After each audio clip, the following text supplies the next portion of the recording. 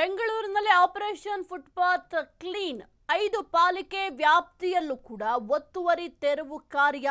ಇನ್ನು ತೀವ್ರ ವಿರೋಧದ ನಡುವೆಯೂ ಕೂಡ ಈ ಒಂದು ಕಾರ್ಯಾಚರಣೆಯನ್ನ ಮಾಡಲಾಯಿತು. ಬೆಂಗಳೂರಿನಲ್ಲಿ ಆಪರೇಷನ್ ಫುಟ್ಪಾತ್ ಕ್ಲೀನ್ 5 ಪಾಲಿಕೆ ವ್ಯಾಪ್ತಿಯಲ್ಲೂ ಒತ್ತುವರಿ ತೆರವು ಕಾರ್ಯ. ತೀವ್ರ ವಿರೋಧದ ನಡುವೆಯೂ ಕೂಡ ಕಾರ್ಯಾಚರಣೆಯನ್ನ ಮಾಡಲಾಯಿತು. ಇಂದು ಕೂಡ ಮುಂದುವರಿಯುತ್ತೆ ಒಂದು ಒತ್ತುವರಿ ತೆರವು ಕಾರ್ಯಾಚರಣೆ. ಪೊಲೀಸ್ ಭದ್ರತೆಯಲ್ಲಿ ಕಾರ್ಯಾಚರಣೆಗೆ ಸಜ್ಜು. ನಿನ್ನೆ ಮೆಜೆಸ್ಟಿಕ್ ಸೇರಿ ಸುತ್ತಮುತ್ತ ತೀವ್ರ ಆಕ್ರೋಶ ವ್ಯಕ್ತಪಡಿಸಿದ್ರು ವ್ಯಾಪಾರಸ್ಥರು. ಸರ್ಕಾರಕ್ಕೆ ನೇರ ಎಚ್ಚರಿಕೆಯನ್ನು ಕೂಡ ವ್ಯಾಪಾರಿಗಳು ನೀಡಿದ್ರು. ನಿನ್ನೆ ಪಾಲಿಕೆ ಸಿಬ್ಬಂದಿ ವರ್ಸಸ್ ವ್ಯಾಪಾರಿಗಳ ನಡುವೆ ಬಹುದೊಡ್ಡ ಹೈಡ್ರಾಮಾ ಕೂಡ ನಡೆದಿತ್ತು. ಪಾದಾಚಾರಿ ಮಾರ್ಗ ಮುಕ್ತಕ್ಕೆ ಪಾಲಿಕೆ ಖಡಕ್ ಆಕ್ಷನ್ ತೆಗೆದುಕೊಂಡಿದೆ. ಇಂದು ಕೂಡ ಈ ಒಂದು ಕಾರ್ಯಾಚರಣೆಯ ವೇಳೆ ಹೈಡ್ರಾಮಾ ನಡೆಯುತ್ತಾ? ಆದ್ರೆ ಬಡ ವ್ಯಾಪಾರಿಗಳ ಹೊಟ್ಟೆಪಾಡಿಗೆ ಏನು ಗತಿ?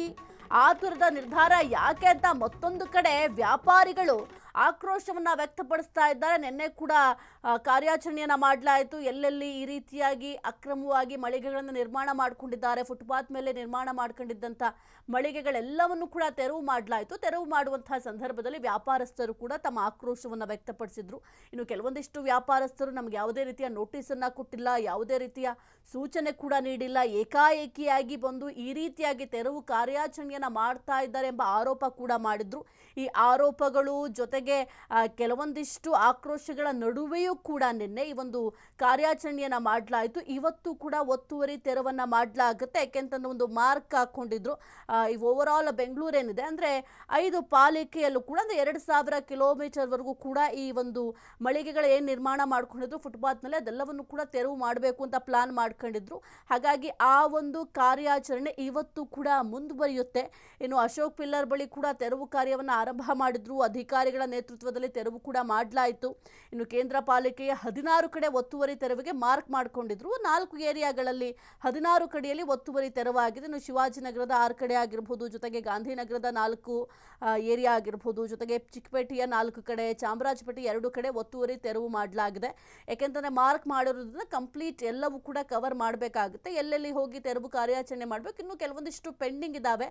ಯಾಕೆಂತಂದ್ರೆ ಒಂದೇ ದಿನದಲ್ಲಿ ಅಷ್ಟನ್ನು ಕೂಡ ಕವರ್ ಮಾಡಲಿಕ್ಕೆ ಸಾಧ್ಯ ಆಗೋದಿಲ್ಲ. ಜೊತೆಗೆ ಒಂದೇ ದಿನದಲ್ಲಿ ಎಲ್ಲ ಅಂಗಡಿಗಳನ್ನು ಕೂಡ ತೆರವು ಮಾಡಲಿಕ್ಕೆ ಸಾಧ್ಯ ಆಗೋದಿಲ್ಲ. ಹಾಗಾಗಿ ಇವತ್ತು ಕೂಡ ಈ ಒಂದು ಕಾರ್ಯಾಚರಣೆ ಮುಂದುವರಿಯುತ್ತೆ. ನಿನ್ನೆ ಕೂಡ ಈ ಒಂದು ಕಾರ್ಯಾಚರಣೆ ಮಾಡಲಾಯಿತು. ಇನ್ನು ಬಹಳ ಪ್ರಮುಖವಾಗಿ ಒಂದು ಟ್ರಿನಿಟಿ ಜಂಕ್ಷನ್ ಏನಿದೆ, ಆ ಒಂದು ಜಂಕ್ಷನ್ನಿಂದ MG ರಸ್ತೆ ಆಗಿರಬಹುದು ಮತ್ತು MG ಉದ್ಯಾನದವರೆಗೂ ಕೂಡ ಅಲ್ಲಿದ್ದಂತಹ ಮಳಿಗೆಗಳೆಲ್ಲವನ್ನೂ ಕೂಡ ಒಂದು ತೆರವನ್ನು ಮಾಡಲಾಯಿತು. ಇನ್ನು 100 ಅಡಿ ಇಂದಿರಾನಗರದಿಂದ ದೊಮ್ಮಲೂರು ಫ್ಲೈಓವರ್ ಆಗಿರಬಹುದು, ವಿವೇಕಾನಂದ ಮೆಟ್ರೋ ನಿಲ್ದಾಣದಿಂದ ಬೆನಗನಹಳ್ಳಿ ರೈಲ್ವೆ ಸೇತುವೆ, ಜೊತೆಗೆ ಅಶೋಕ್ ಪಿಲ್ಲರಿಂದ ಮಾದಚನ್ ಪಾರ್ಕ್ ಆಗಿರಬಹುದು, ಇನ್ನು 8ನೇ ಮುಖ್ಯ ರಸ್ತೆ ಕನಕನಪಾಳ್ಯ ರಸ್ತೆಯಿಂದ 15ನೇ ಅಡ್ಡ ರಸ್ತೆ ಜಯನಗರ, 9ನೇ ಮುಖ್ಯ ರಸ್ತೆ ಕನಕನಪಾಳ್ಯ ರಸ್ತೆಯಿಂದ 15ನೇ ಅಡ್ಡ ರಸ್ತೆ ಜಯನಗರ, ಇಲ್ಲೆಲ್ಲವೂ ಕೂಡ ಈ ಒಂದು ತೆರವು ಕಾರ್ಯಾಚರಣೆಯನ್ನು ಕೂಡ ಮಾಡಲಾಯಿತು. ಇವತ್ತು ಕೂಡ ಈ ಒಂದು ಕಾರ್ಯಾಚರಣೆ ಮುಂದುವರಿಯುತ್ತೆ.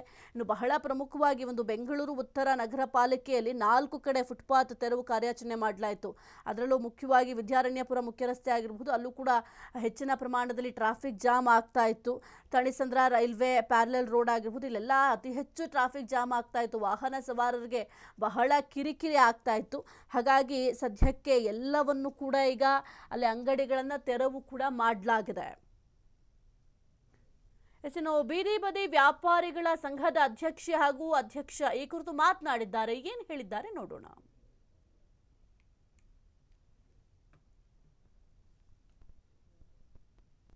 9ನೇ ತಾರೀಕಲ್ಲಿ ಒಂದು ಜಡ್ಜ್ಮೆಂಟ್ ಬಂದಿರತಕ್ಕಂಥದ್ದು. ಅದು ಜಡ್ಜ್ಮೆಂಟ್ ಸ್ಟ್ರೀಟ್ ವೆಂಡರ್ಗೆ ಅನ್ವಯ ಆಗೋದಿಲ್ಲ. ಇವ್ರು ಏನು ಮಾಡ್ತಾರೆ, GB ಅಧಿಕಾರಿಗಳು ತಪ್ಪು ಸಂದೇಶ ಮಾಹಿತಿ ಕೊಟ್ಟು ಅದು ಟೆಂಪೋಗಳು ಹೋಟೆಲಿಂದ ಅಂಗಡಿ ಮಾಲಕರಿಂದ 5 ಅಡಿ 10 ಅಡಿ ಇರತಕ್ಕಂಥ ಅಂತರನ್ನ ತೆರವುಗೊಳಿಸಬೇಕು.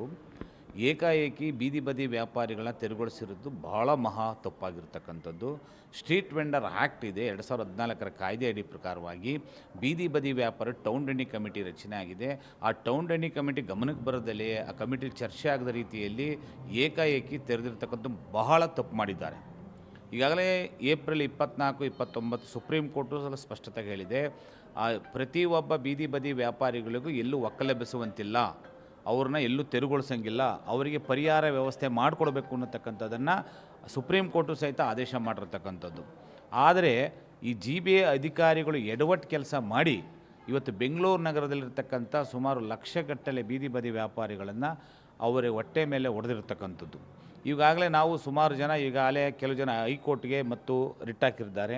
ಅದರ ಈಗಾಗಲೇ ಸುಮಾರುಗಳು ಧರಣಿಗಳು ನಡೀತಾ ಇರ್ತಕ್ಕಂಥದ್ದು. ಸುಮಾರು ಕಡೆ ಬೀದಿ ಬದಿ ವ್ಯಾಪಾರಿಗಳೇ ಇದು ಆ್ಯಕ್ಚುಲಿ ಏನಾಗಿದೆ, GBA ಅಧಿಕಾರಿಗಳು ಎಡವಟ್ಟಿಂದ ಸರ್ಕಾರಕ್ಕೆ ಕೆಟ್ಟ ಹೆಸರು ಬರತಕ್ಕಂಥ ಮಾಡಿರ್ತಕ್ಕಂಥದ್ದು. ನನ್ನ ಹೆಸರು ರಂಗಸ್ವಾಮಿ, ರಾಜ್ಯಾಧ್ಯಕ್ಷರು ಬೀದಿ ಬದಿ ವ್ಯಾಪಾರ ಒಕ್ಕೂಟ. ನಮಗೆ ನಿನ್ನೆ ಮೊನ್ನೆಯಿಂದ ವಿಷಯ ಬಂದಿದ್ದು ಬರೀ 20% ಮಾತ್ರ, ಅದು ಮೇಯ್ನ್ ಹೈವೇಗಳನ್ನ ಮಾಡ್ತೀವಿ ಅಂತ. ನಾವು ಸುಮಾರು ಕಡೆ ಕೇಳಿದ್ವಿ ಬಿಫೋರೇ, ಏನಂತ ನಿಮಗೆ ಸಬ್ ರೋಡ್ಗಳಲ್ಲಿ ಏನಾದರೂ ಹೇಳಿದಾರ, ಈಗ ವಿಜಯನಗರ ಮಾರ್ಕೆಟ್ ಇರ್ಬೋದು, ಆಮೇಲೆ ಇಲ್ಲ ನಮಗೇನು ಹೇಳಿಲ್ಲ ಅಂತ. ಏಕಾಏಕಿ ಇವತ್ತು ಒಂದು ಅರ್ಧ ಗಂಟೆ ಟೈಮಲ್ಲಿ ಹೇಳ್ಬಿಟ್ಟು ಹೋಗಿ ಒಂದು ರೌಂಡ್ ಮತ್ತೆ ಹಿಂದೆಯಿಂದ ತೆರವು ಮಾಡಿದ್ದಾರೆ. ತುಂಬ ಪಾಪ ಅವ್ರಿಗೆಲ್ಲ, ಯಾಕೆಂದರೆ ನಾವು ನಿನ್ನೆ ಏನಂತ ಮಾಹಿತಿ ಕೊಟ್ಟಿದ್ವಿ, ಹೌದು ಮೇಯ್ನ್ ಹೈವೇ ಅಷ್ಟೇ, ನೀವು ಭಯ ಪಡಬೇಡಿ, ನೀವು ಹಾಕೊಳ್ಳಿ ಅಂತ. ಎಲ್ಲರೂ ಬಂಡವಾಳ ಹಾಕಿ ಅವರು ವ್ಯಾಪಾರಕ್ಕೆ ಹಾಕಿದರು. ಈಗ ಏಕಾಏಕಿ ಏನೋ ಮಾಹಿತಿ ಇಲ್ದೇ ನೀವು ಯಾವ ಅಧಿಕಾರಿಗಳೂ, ಯಾವ GBA ಅಧಿಕಾರಿಗಳು ಕಮಿಷನರ್ಗೂ ಇದು ಬರಲ್ಲ. ಅವರು ಒಂದು ವಾರದಿಂದ ಏನು ಮಾಹಿತಿ ಕೊಟ್ಟಿದ್ದರು, 1,500 ಕಿಲೋಮೀಟರು ಎಲ್ಲಾದರೂ ಸೂಚಿಸಿದ್ರಾ, ಯಾರಿಗಾದರೂ ಹೇಳಿದ್ರಾ? ಹೇಳ್ಬೋದಿತ್ತಲ್ಲ, ಅವ್ರಿಗೆಲ್ಲ ಗೊತ್ತಿರುತ್ತೆ, ಪ್ಲ್ಯಾನ್ ಮಾಡಿರ್ತೀರ. ಏನು ಮಾಡ್ತಾ ಇದ್ದೀರಾ ನೀವು? ಜನಗಳನ್ನ ಮೂಲಭೂತ ಹಕ್ಕುಗಳನ್ನ ಸಂವಿಧಾನಾತ್ಮಕವಾಗಿ ಕೊಡ್ತಾ ಇದ್ದೀರಾ, ಇಲ್ಲ ನೀವೇ ಅದನ್ನು ನಾಶ ಮಾಡ್ತಾ ಇದ್ದೀರಾ ಅಂತ ನನಗೆ ಗೊತ್ತಾಗ್ತಿಲ್ಲ.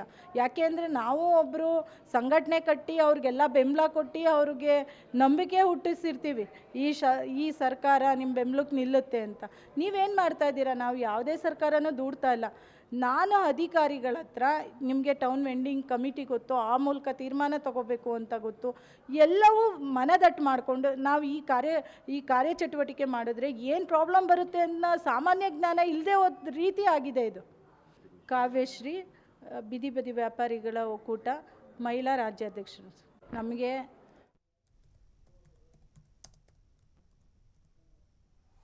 ಸದ್ಯಕ್ಕೆ ಇವತ್ತು ಕೂಡ ಈ ಒಂದು ಒತ್ತುವರಿ ಕಾರ್ಯ ಮುಂದುವರಿಯಲಿದೆ. ನಿನ್ನೆ ಕೂಡ ಈ ಒಂದು ಒತ್ತುವರಿ ಕಾರ್ಯವನ್ನ ಮಾಡಿದ್ರು.